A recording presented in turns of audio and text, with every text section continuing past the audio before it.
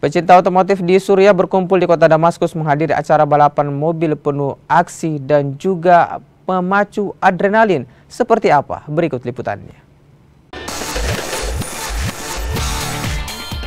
Bertajuk The Damascus Auto Show merupakan acara yang digelar Syrian Automobile Club untuk kedua kalinya dalam 5 tahun. Acara ini digelar untuk mempromosikan motorsport di negara Suriah.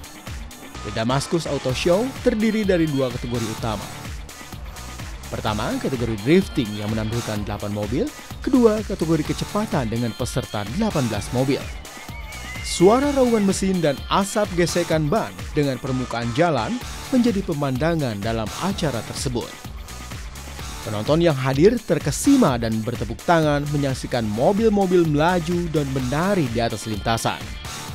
Tak hanya kaum laki-laki, juga ada pebalap perempuan yang terjun di kategori kecepatan dan kategori drift. Memadukan gas, rem, dan setir sudah menjadi keahliannya.